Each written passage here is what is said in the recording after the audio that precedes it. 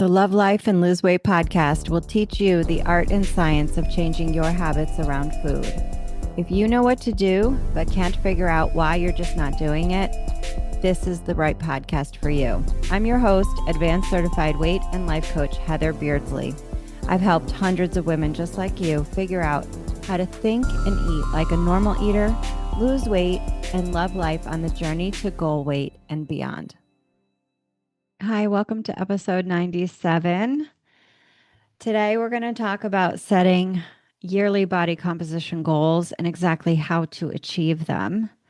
If you remember last episode, I talked to you about my 7 principles inside my weight management method. This was important for you all to understand, like the principles that guide how I teach, how I coach sustainable weight management.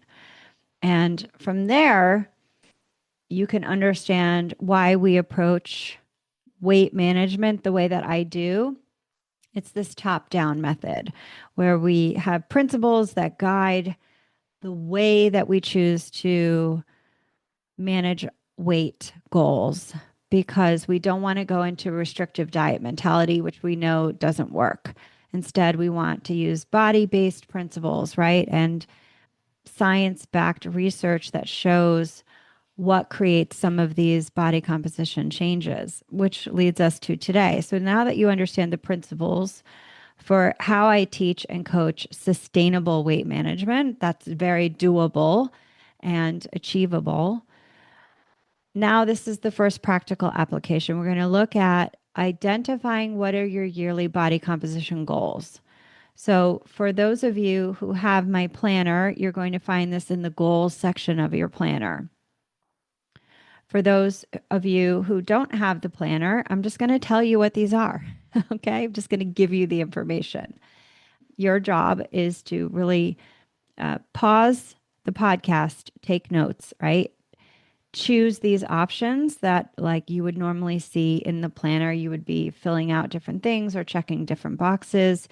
So, you've just got to use how I give you the information here through the podcast to get you this information.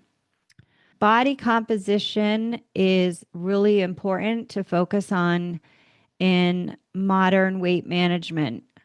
We're talking about body fat mass, skeletal muscle mass, and your net weight. And also water weight and bone density is in there too.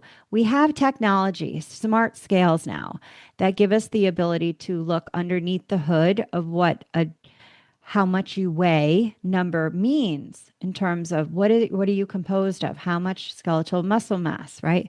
How much fat mass in pounds or kilos, whatever you use, where you live. And so that we can take a look at what's actually happening when we change our habits around food. Are you gaining fat? Are you losing fat? Are you gaining muscle? Are you losing muscle? And the newest research around health and longevity, right, shows how important muscle is, especially to the perimenopausal and postmenopausal woman who is losing the protective nature of her estrogen and the other hormones. When those levels decline, we know that muscle wasting can happen and bone density issues can come up, which affects, the quality of your life, the quality of your health, the quality of your longevity. So I'm not here to teach you weight loss at any cost. Now that we have a way to monitor your skeletal muscle mass, to monitor what's happening, are you losing fat or not? We have a responsibility to manage our weight in ways that are aligned with these longer term goals of not only changing our weight, right, to our happy weight, but creating outcomes that leave us healthier for it, not less metabolically healthy. So body composition is coming in here. So you've got to choose a goal that serves you. This is very important. And I make this super easy in this worksheet called Yearly Body Composition Goals and Plan. You're going to find this again under the Goals tab on the top of your planner section under my goals. So you're going to do this first. This is you choosing what is your goal and being very specific, and then looking at the strategies that will help you throughout the year to reach these goals. Now, your goal day to day, week to week, month to month is to implement these strategies by developing habits that allow you to consistently align with these strategies. Okay. So again, this is some top level planning. This is, again, identifying what is your priority and what are the strategies that help me get there. Okay. We are going to continue to drill this down so that you can see what happens weekly and even daily from here. That will be addressed in the next podcast. Okay. But for today, we're setting yearly body composition goals and your plan or your strategy to reach them. So you're going to choose your primary body composition goal, and you have one of two choices.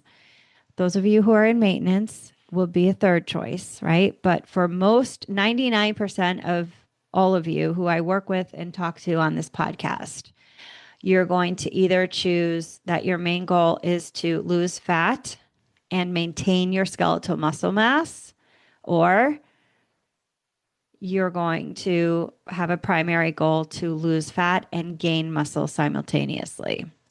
Now, even of the vast majority who fall into one of these two categories, most of you will be in the first one, to primarily lose fat and maintain your skeletal muscle. Just know, if you want to also gain muscle while you lose fat, you're going to slow down the rate at which you can lose fat if you choose to also gain muscle. This is what we give up when we choose both. The rate of weight loss will slow while if you are also building muscle at the same time you're losing fat. Now, a lot of gym bros will tell you that this isn't possible to do at the same time. And my work with my clients definitively disproves that. And that may be because most of you aren't lifting heavy weights. So you have the benefit of a lot of gains initially when you start lifting weights, and that's fine.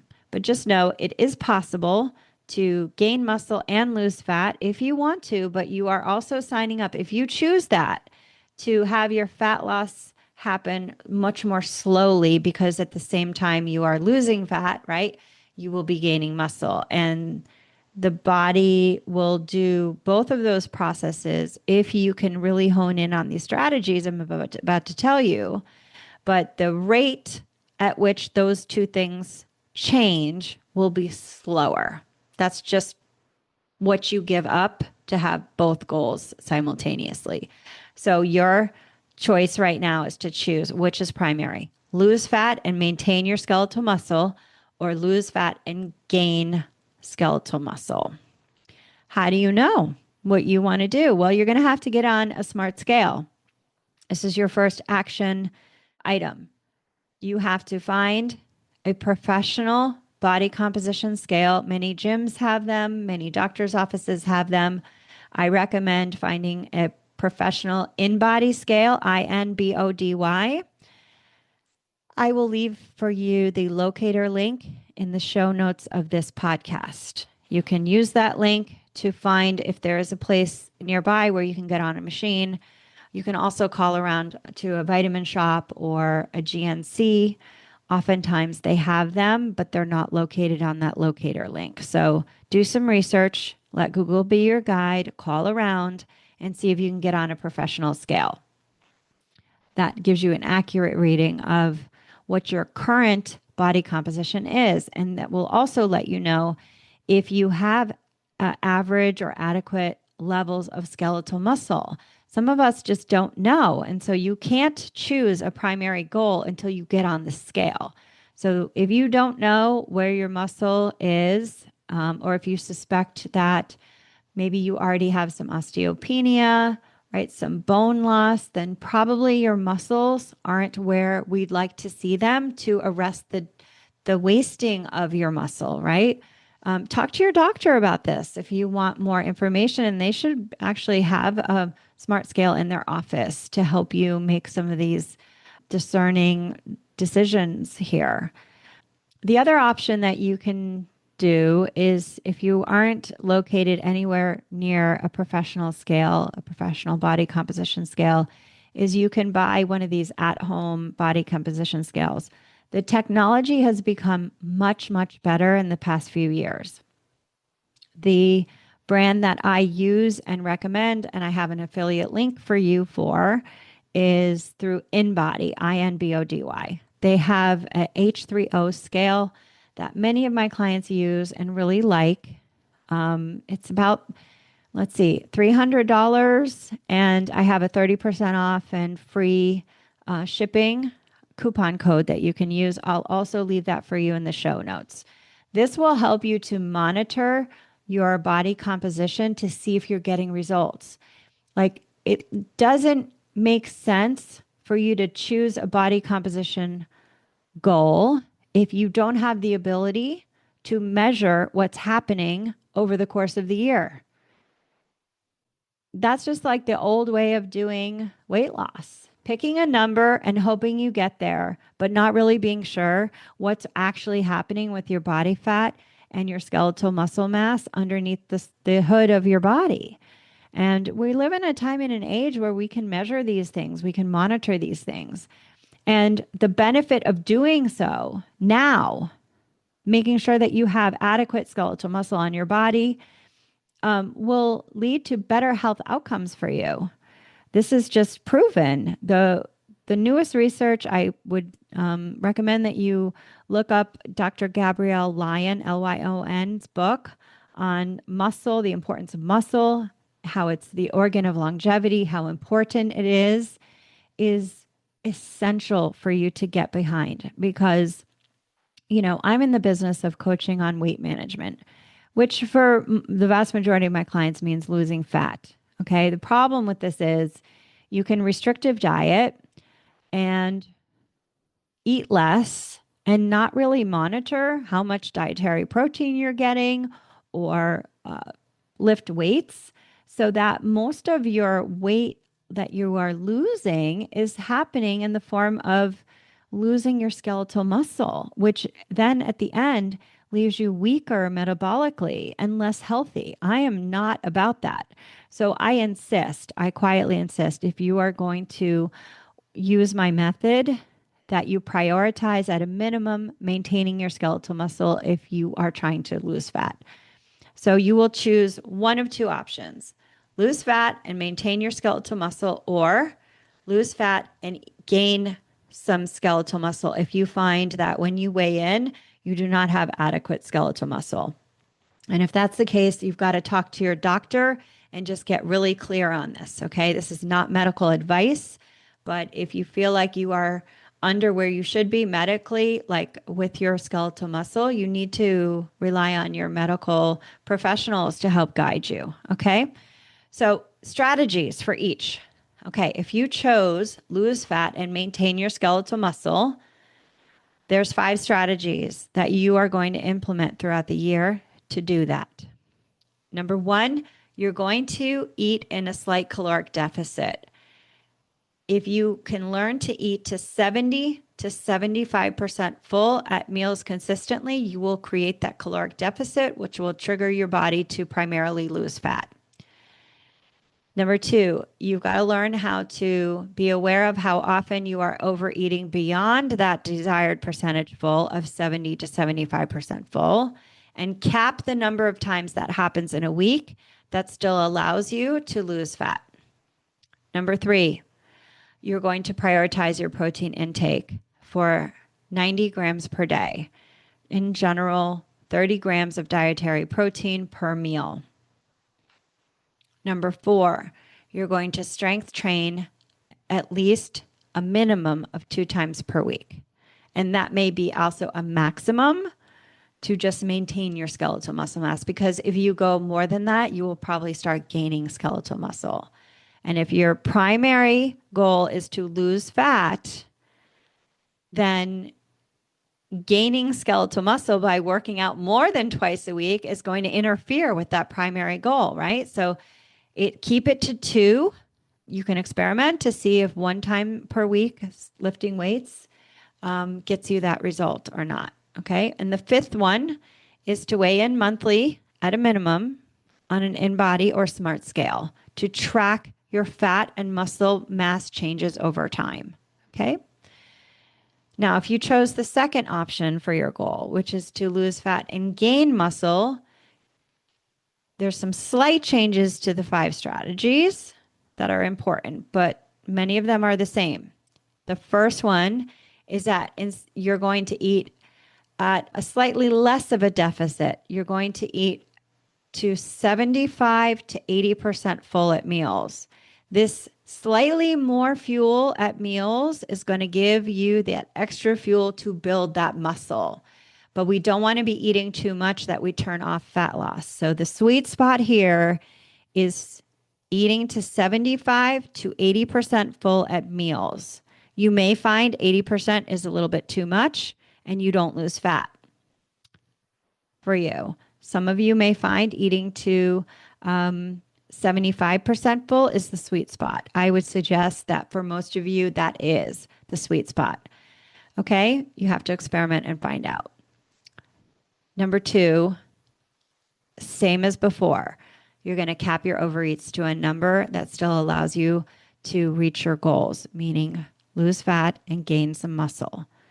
Number 3, you're again, same. You're going to prioritize your protein intake to 90 grams per day of high quality protein. Ideally animal protein. If you don't eat animals, if you're a vegetarian or vegan, you're going to need to make sure that you're getting the full amino acids, the full 26 amino acids to help you with muscle hypertrophy or muscle growth. This is very important. Okay. And there's supplements you can take to help you with this. Number 4, your strength training is going to be a minimum of likely 3 times per week instead of the twice per week to maintain muscle. So you've got to increase the frequency by at least 1. In general, again, you've got to experiment with this to see what works for you to allow for muscle gain. Okay. And 5 is the same as the other one. You're going to weigh in monthly on an InBody scale. Okay. So there's your 2 options. Okay. And the 5-point strategy that will get you results depending on which goal you chose. Lose fat and maintain your skeletal muscle, or lose fat and gain skeletal muscle. Okay. I'm going to define some terms really quick. Percentage full. I've talked about this. Learning what percentage full to eat to is an art, and it requires a lot of practice. There is a podcast I did last year.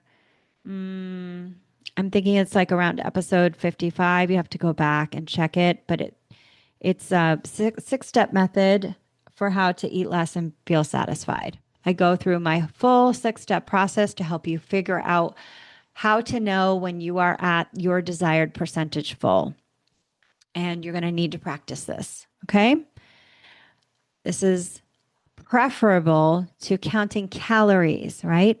Which has nothing to do with how you physically feel and your hunger and your satiety from day to day and based on the kinds of food that you're eating, right? There's a wisdom of the body that is unique to you and will always give you very good information if you can just tune into how full you are getting when you eat, instead of just looking at a portion or counting a calorie or just putting food on your plate, right? You have to become aware of how relatively full you're becoming as you eat. You can't automate your eating anymore. You have to tune in. You have to make the unconscious conscious.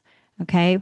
This is a lot of what I talk about in that episode and what you will be working with day to day as you make the unconscious conscious in your habits around food. Okay. An overeat is defined as eating past your desired percentage full for that meal. So let's say, your primary goal is to lose fat and maintain skeletal muscle. Your goal for lunch was to eat to 75% full and you went to 80% full. That's an overeat, right?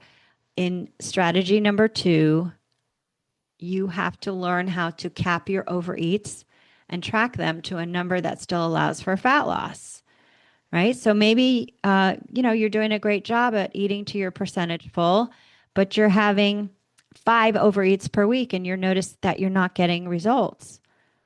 So you're going to experiment with your number of overeats per week and start decreasing those slowly and seeing what the scale does. That's what we're going to talk about next week.